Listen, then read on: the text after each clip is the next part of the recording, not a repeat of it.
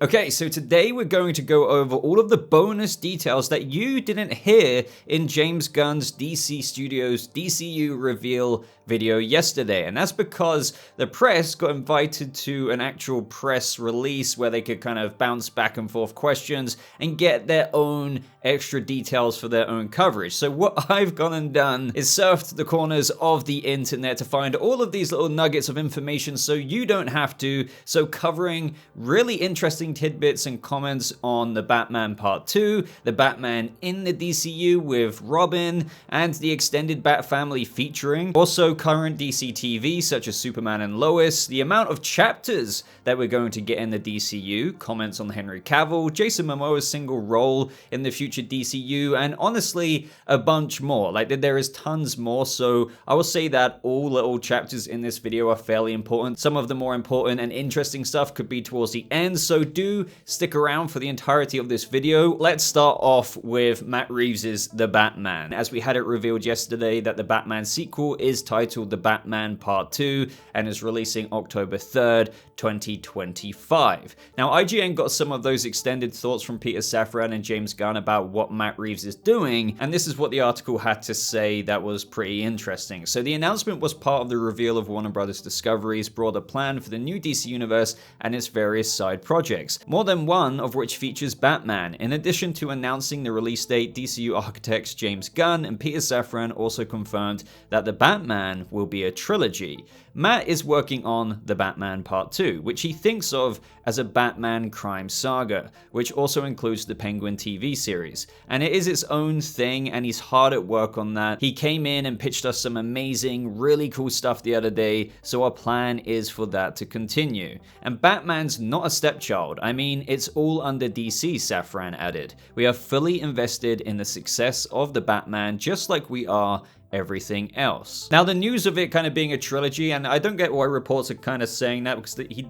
didn't actually use the word trilogy, but I think it's just the fact the word saga has been used and it's part 2. It just kind of fits in with the whole aspect of what we've been saying this whole time, in that it is a trilogy. And this is something I've been saying for the longest time, and people were like, Boba, why are you calling it a trilogy? How do you know it's not going to be 5 films? Because Matt Reeves has actually answered yes before when being told, oh, so you have an idea for 3 Batman movies in your head? Yes. Them also saying that they have a psychological roadmap for Bruce for at least another 2 movies. The whole talk of trilogy isn't a surprise to me, and also the fact that saga is being used as a describing word has now got people's hopes up that, oh, you know, well, this could mean it's more than 3 films. But the thing is, as I just said, it is extremely likely to be a trilogy. I would bank a lot of money on that. And secondly, saga doesn't necessarily mean more than, like 5 films or anything like that. It just means multiple movies, and 3 would be multiple movies. So again, saga, I understand, is often referred to as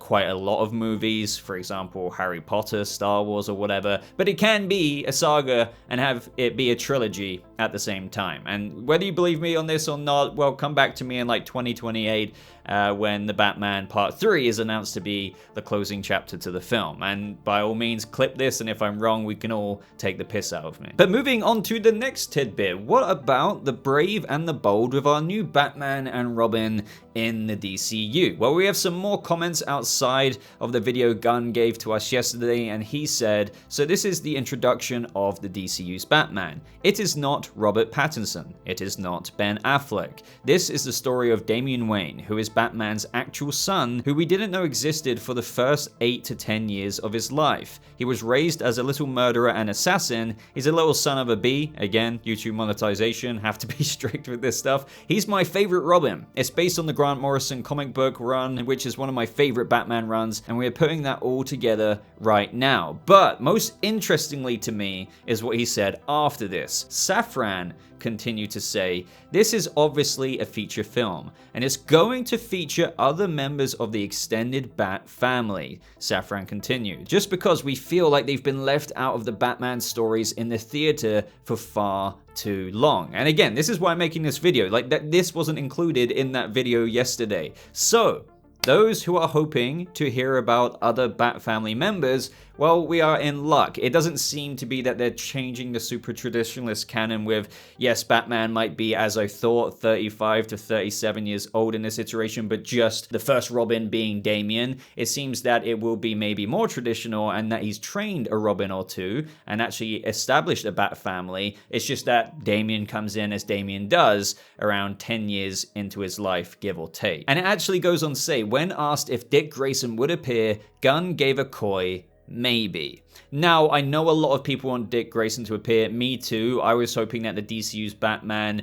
would be Dick Grayson. I'm not actually a huge fan of Damian. I mean, I don't have anything against him. It's just we all have a preference, right? And Dick Grayson is my preference of Robin. Love Jason as well, just more for the dramatic side of things. But this isn't a video of me getting into that. But it does look to be the case that Batman, let's just say he started at 26 years old, and let's just say he's 37 in this movie. It seems as though it's got to go down the track of what I thought. So a younger Batman to what we even had with Ben Affleck, but a Batman who's adept, a Batman who's been Batman for possibly just over 10 years, which would make sense because Batman sometimes gets Dick Grayson in year 3. So that would have meant by the time Damian comes in this new DCU Batman, the Brave and the Bold movie, Dick Grayson could be coming out of Robin into Nightwing mode, or he could actually already be Nightwing. And this is what I meant about this new DC universe, even before the reveals happened, if I do say so myself, is that they would hit the ground running. Not an origin story for every single character. Batman isn't an old Batman. He's not a young Batman, but he's just like an adept Batman. So the Bat family's already established.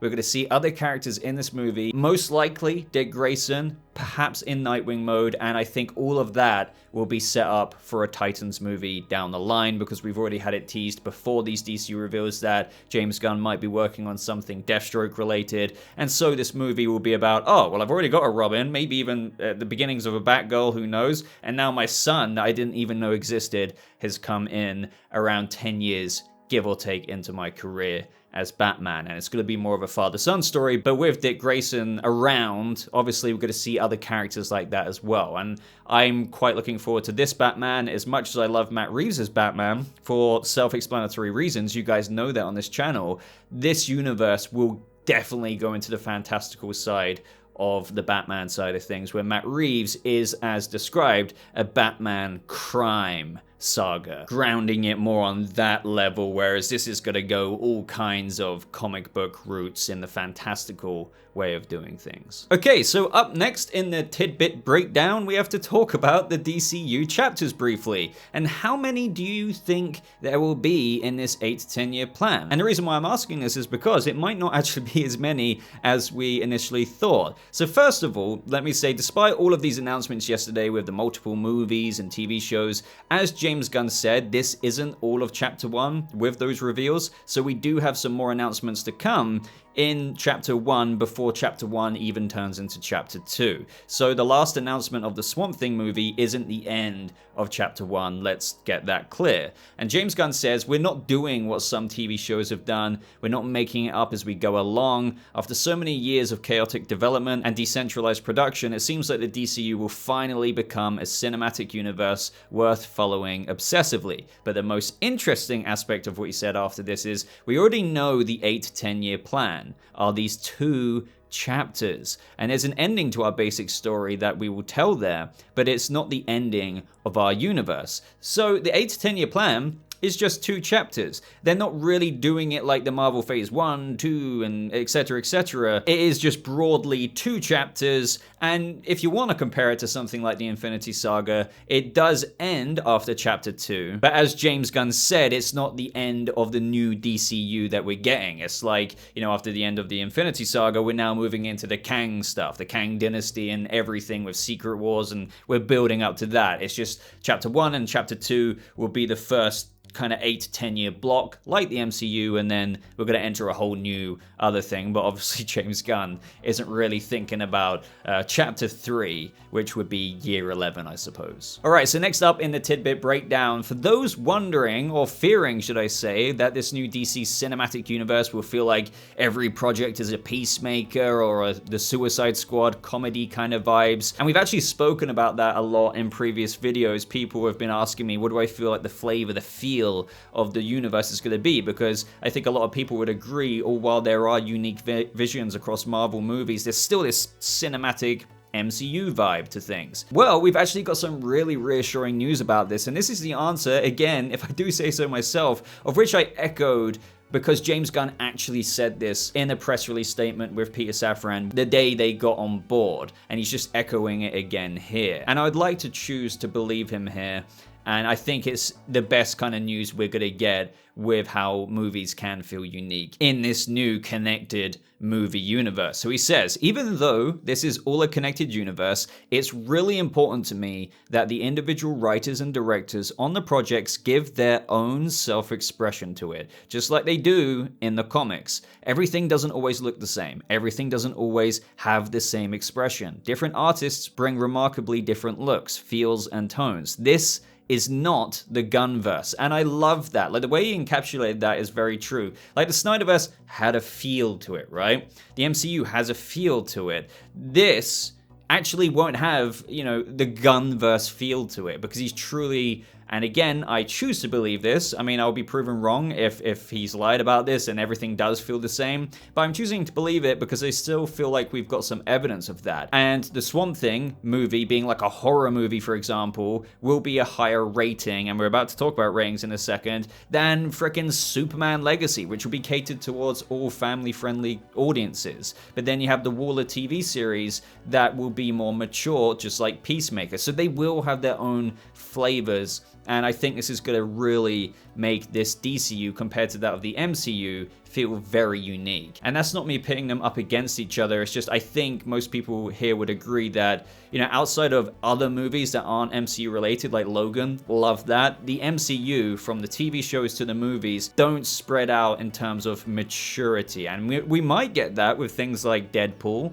and Wolverine, but it looks like DC are going to really just go from the get-go, head over heels into that, depending on the project, the director, and the creative vision. So this is the best news you could probably get if you were concerned about that. James Gunn went to finish this off by saying, I want each project to have the feelings of the individual artist that's working on it, and to give them a lot of freedom, as long as it works, to create something special. Because what I found through Marvel, what wasn't exciting was when movies were tonally the same. What was exciting was when you had something like Guardians to come out and everyone was like, how is this raccoon going to be dealing with this God of Thunder? That's going to be weird. But when you actually see the mashup happen, that's what makes it so fun. So to see seemingly tonally incongruent things come together is part of the fun of all of this. Okay, next tidbit, as we teased a second ago, what about the ratings of movies in this DC universe? So as we already went over, they're obviously going to have family-friendly level DCU movies, but then there are things like Swamp Thing. So speaking at the press event, Gunn said that ratings depend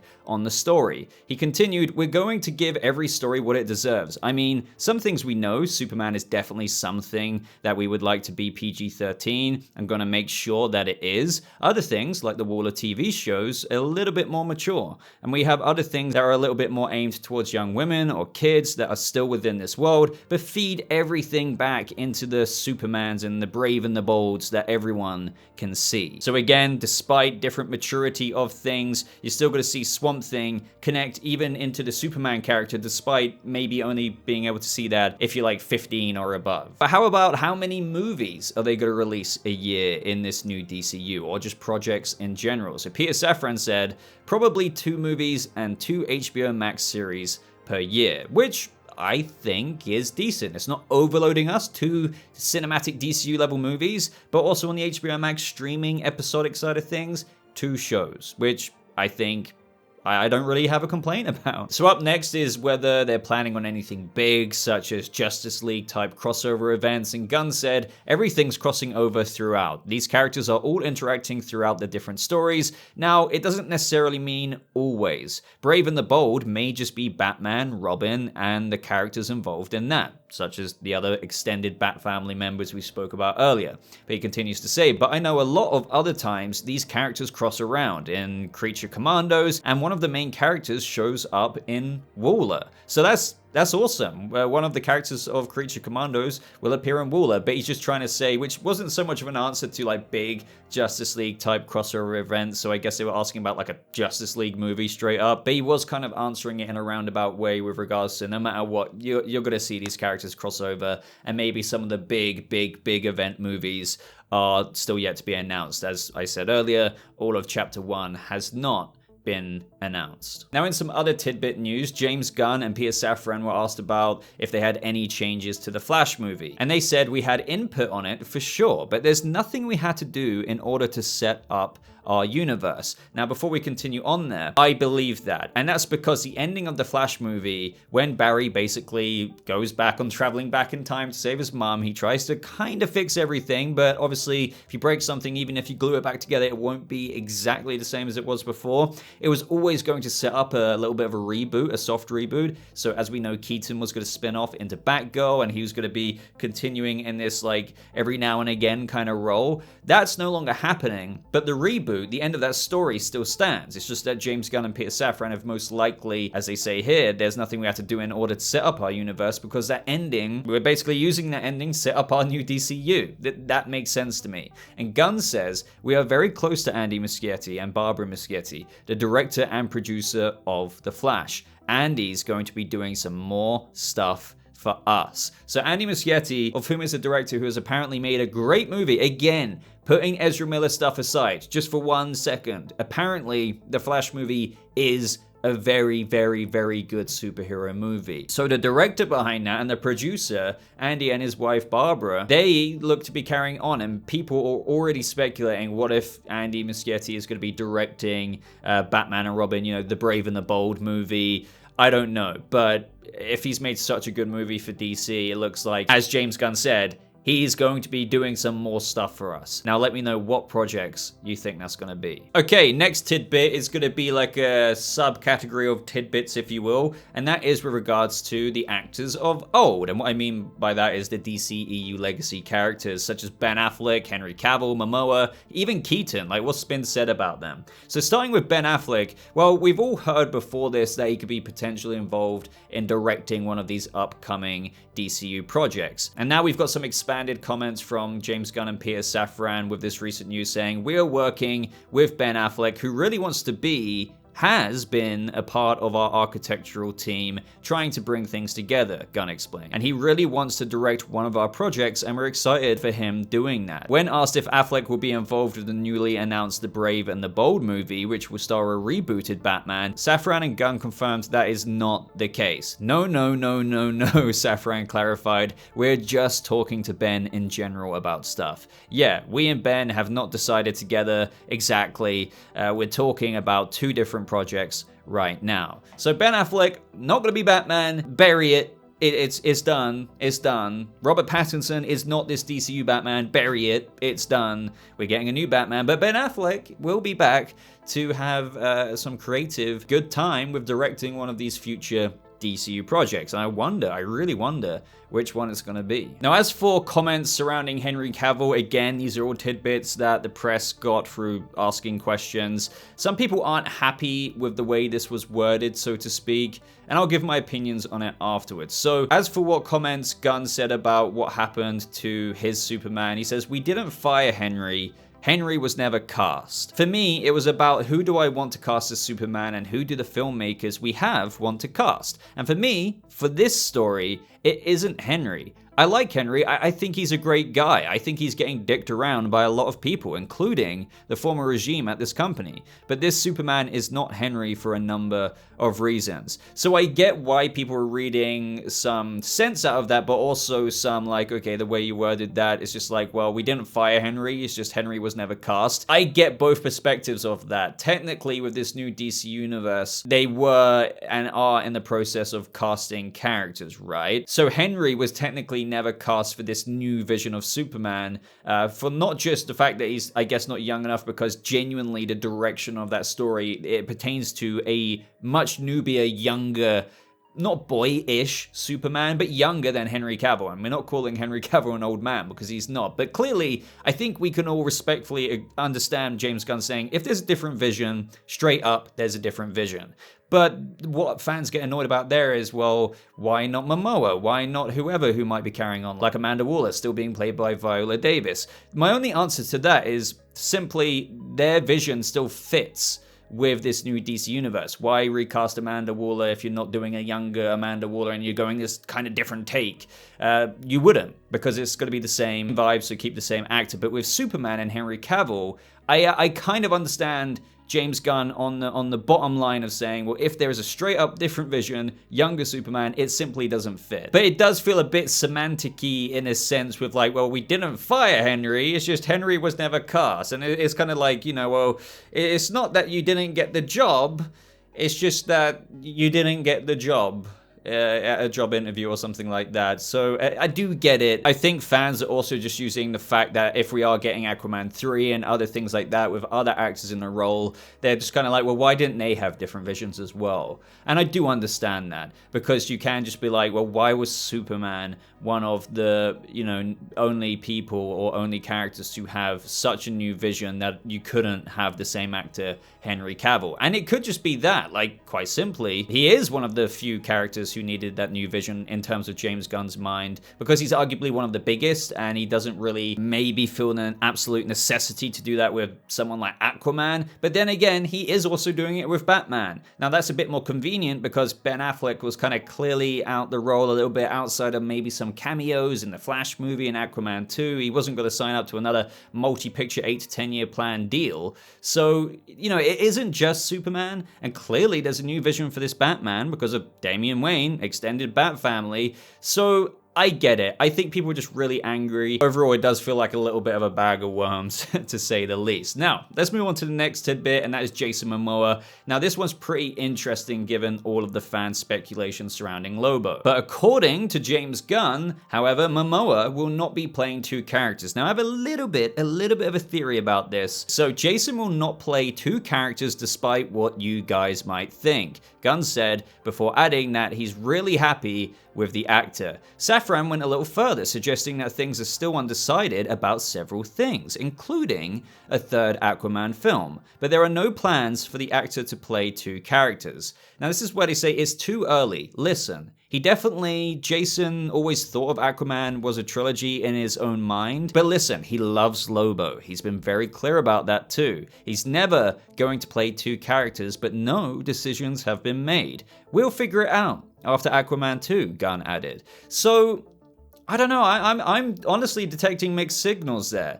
To me, honestly, when I read between the lines here, even though they're acknowledging that Jason always thought of Aquaman, you know, as a trilogy, they're also saying, it's too early. Listen, he loves Lobo too. He's been very clear about that. He's never going to play two characters, but no decisions have been made. It's like, so what are you really saying here then? So I think that maybe what they're really saying here, and this is just my opinion, it could very well be wrong, this is just speculation, that what they're really saying is he's not going to play two characters at once. And that could technically be true. And then you add in that emphasis as I just went over, hey, listen, he loves Lobo, no decisions have been made. Like, he literally said that. We'll figure it out after Aquaman 2. I just think that this might mean that he won't be playing Aquaman and Lobo at the exact same time. So maybe Aquaman 2 could be the ending for Aquaman. And then, technically, he won't be playing two characters because he would have been moved on to Lobo. And maybe Aquaman will be put on the back burner. But again, there are some holes there, I do admit, because Jason says things like, but I'll always be Aquaman, but then also confuses the matter by contradicting what James Gunn and Peter Safran are saying here with not playing two characters at the same time, by literally saying there might be some other characters too. I can play other things too. I can be funny and savage and charming, Lobo characteristics. So I think they're playing coy. I think they don't want to confirm anything like him leaving Aquaman behind and actually playing Lobo, so technically not playing two characters until the movies come out, because they don't want to announce, oh yeah, he's not Aquaman anymore, he's actually playing Lobo now, before the movies even come out, because even if you still will see it, it still will damage it on some level, because, it hasn't even released yet, so will people still see it? Of course they will, but you get what I'm saying, it would damage it a little bit there. So I do think, yes, he's not playing two characters at the same time, but that's because he could be leaving Aquaman behind with Aquaman 2. And on top of all of the hype out of Jason Momoa's recent videos, the most recent one, him thanking Peter, James, David Zaslav, and it all pertains to the future of him at Warner Brothers and DC, with another video coming out saying he can play other characters too. I don't think that was him madly getting hyped about the prospect of Aquaman 3 before Aquaman 2 has even come out. Let's put it that way. Now, as for Keaton, and a bit of side tidbit information here, it was also asked, is there a future for Keaton in this new DCU at the press event? Because after all, we have to remember what we've already gone over, that after the Flash movie, that new soft rebooted universe, he was going to be the Bruce Wayne, with possibly a Batman Beyond cancelled movie now, and he was going to play that mentor, and the Batgirl movie. And so this is what they replied when this question was asked. We are a multiverse still, but the main thing that we're focusing on right now is creating the universe that people kind of put their feet into. And then out of that, if we want to have multiverse tales, which actually no, one of the things we're working on does have a multiverse tale, we'll have that in there. So he doesn't really directly answer yes, Keaton will be or won't be, but in a roundabout way, he's saying, well, technically you can't rule it out because this is still a multiverse. They're not going to shy away from it for the first 10 years and then only do multiverse like Marvel did later on. No, DC and the DCU are keeping that a part of it from the infancy. It's just that they're not going to focus on that, but it's still going to be floating out there. I mean, for crying out loud, the Flash movie's ending is the very thing that allowed this to happen, and that's very multiversal, timey-wimey. So let me put it this way, and the logic behind it is, they're not going to do a Keaton Batman appearance before 2025's Superman Legacy movie, are they? And I doubt they'll do a Keaton-esque multiverse thing before Batman the Brave and the Bold, with Batman, the new DCU Batman, and his son Damian Wayne's Robin. And then you have to take into account, we've also got DC Elseworlds' Matt Reeves' The Batman. So with all of them combined together, if they were going to do it, that would go against what David Zaslav had to say with, there's not going to be multiple Batmans running around. So no, to add Keaton on top of Reeves' Batman, the DCU Batman, it's not going to happen. Okay, so next tidbit is in some DC TV news, it looks like we're going to have Superman and Lois continue for a bit longer. When asked about Superman and Lois, Gunn said, it's a show everybody likes, so it's going to continue for a bit. It just makes sense, because 1 or 2 more seasons would end the show nicely before the 2025 Superman Legacy movie, right? With that logic of it only lasting 1 or 2 more seasons, it's important to remember it might just last 1 more. It's because, as James said, for the most part, they want their actors who play characters on TV shows to also appear in movies. So Superman and Lois won't be around for that. But again, that's a couple of years away, because Superman Legacy, the where it properly kicks off in the DCU, isn't until 2025. It's 2023 now, so yeah, they could film a couple more seasons, and Tyler Hoechlin obviously isn't going to be the DCU Superman, so that's why that would be kind of phased out, because Gunn wants the actors to play the same role in the cinematic universe movie level. So whoever's cast as Superman in Superman Legacy will be playing the live action movie version, the animated version, the video game version.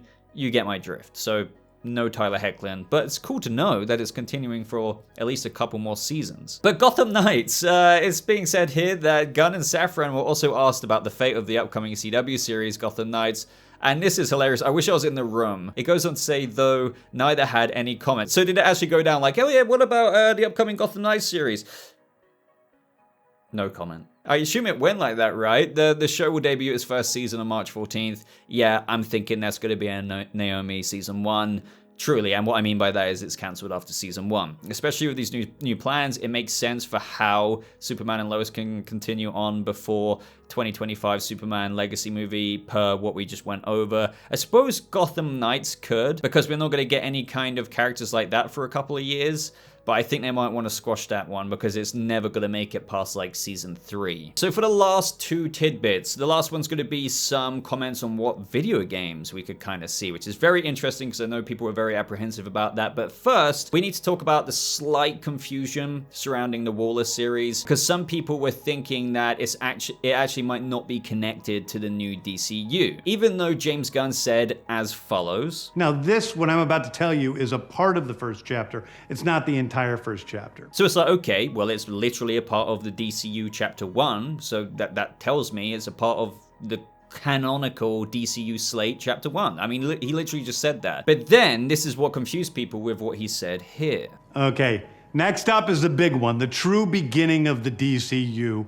This is called Superman Legacy. So the way to look at this, even though there is a paragraph I'm about to read out which really firmly solves all of this, even though Gunn calls Superman Legacy like the true beginning of the DCU, I think all he means there is technically Superman Legacy is the first movie that is the true beginning of the DCU newness, if you will, the new faces, the new castings, seeing the new changes that the Flash movie reset. Whereas Waller, technically, yes, in the new DCU slate chapter 1, is carrying on a legacy character. So it doesn't really kick off there, or kick off with Blue Beetle, even though Blue Beetle is in the DCU too, after the Flash movie changes everything. It's still technically a legacy movie that needs to come out. So yes, him saying where it truly begins with Superman Legacy, that doesn't discount the prior 2 projects, or technically more than that, including Blue Beetle and Aquaman and whatnot, as not being DCU connected. But anyway, to kind of put a pin in this is what James Gunn said again after the reveal video,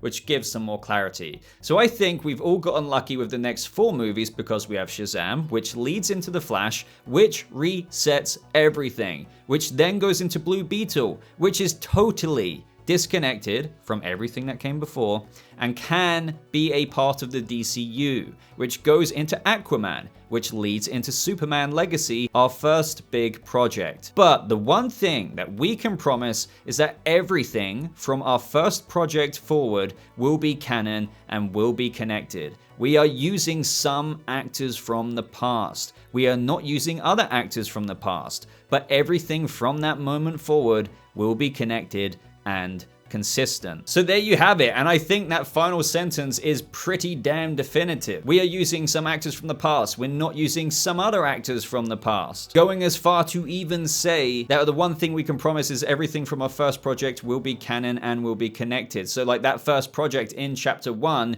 is Creature Commandos, and then the next project he announced after that was Waller. So everything after the project number 1, it's all connected. It's all connected.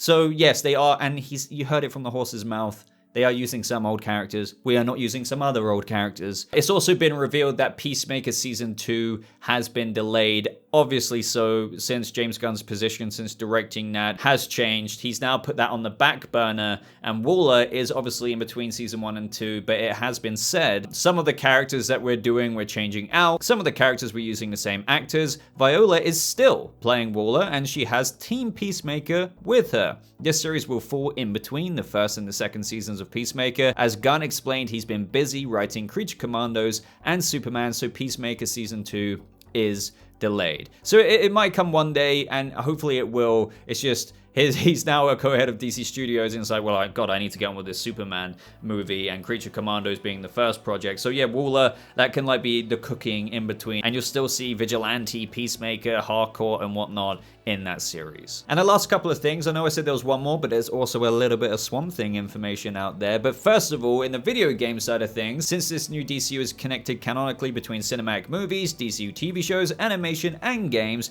people, including myself, have been like, yeah, I don't know about that, because it's like, do you remember the games that came out alongside movies?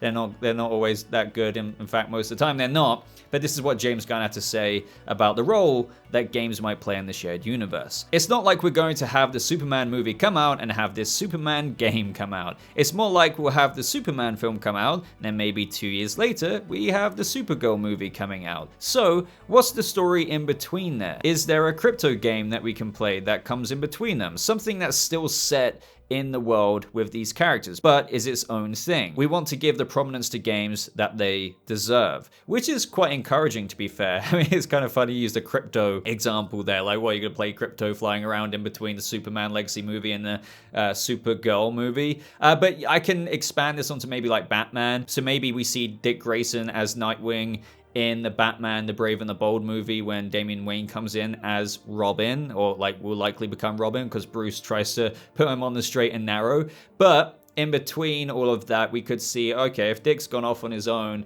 and he's recently got rid of the mantle of Robin because he's now Nightwing, we could see the Titans being set up in their own video game. Something like that. Because before we see Nightwing again outside the Brave and Bold movie, it might be a little while until we get that Titans project or whatever it is. So it's like, how about we see some Bloodhaven with Nightwing in that game? I don't know, but at least it's not going to be a carbon copy of like Spider-Man 1, the Spider-Man 2, or like the Amazing Spider-Man video games and things like that. Okay guys, very quickly to end off this video on some Swamp Thing news. Given that we had the horror movie announced yesterday, which is going to be tonally different from that of other DCU projects, but still connected in the DCU, we could already have a director attached. So, not so long ago from making this video, James Mangold tweeted out a picture of Swamp Thing with no caption, and James Gunn liked this post. Now, I'm sure many of you know James Mangold's work. He directed Logan, he's directing the new Indiana Jones and the Dial of Destiny, so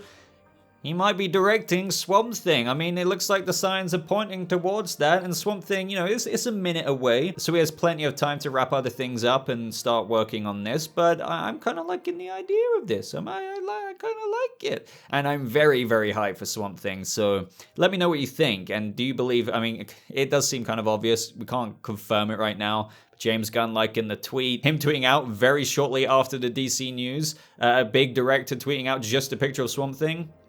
Yeah, it looks like they're probably in talks. Maybe nothing was signed, which is why they couldn't announce it. It's like why announce a director where like the contract negotiations could fall through. But this is James Mangold's way of basically saying, yeah, we're basically 3/4 of the way through negotiations.